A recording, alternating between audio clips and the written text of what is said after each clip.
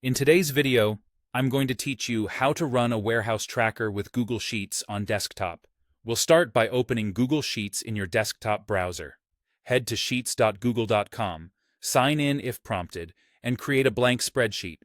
For clarity later, give the file a clear name so you can find it quickly. Next, set up the structure that keeps everything organized. In the first row, add the headers: item, SKU, location, quantity, and status. Item is the product name people recognize. SKU is your unique internal code. Location is where it sits in the warehouse, like aisle 3, bin 12. Quantity is the count on hand, and status tells you whether it's available, low, or out. Widen the columns as needed, format quantity as a number, and consider freezing the header row so it stays visible while you scroll. Now begin entering inventory data, one row per product and location.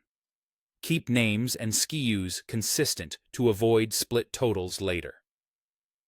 Use whole numbers in quantity, and if you receive or ship items, update that number directly so the sheet always reflects what's on the shelves. To track stock levels with formulas, create a small summary area to the side or below your table. For a quick total by item, you can use a sum-if that adds up all rows matching the same item. For example, each sum-if A2 DD. If column A is item and column D is quantity. Copy it down to summarize each item. To automatically label status, use an if formula that references quantity and a threshold of your choice, such as if D2 0, out, in stock, or nest another if to mark low when D2 is below your reorder point. This keeps the status column consistent and saves manual typing. When your list grows, filters make finding things fast. Click the Create a Filter icon on the toolbar.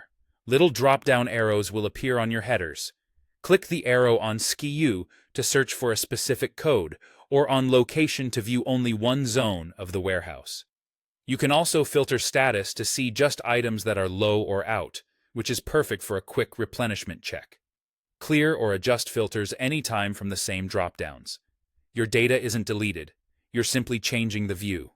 That's it. With a clean header row, accurate entries, a couple of helpful formulas, and smart filtering, your Google Sheet becomes a reliable warehouse tracker you can update and audit in minutes.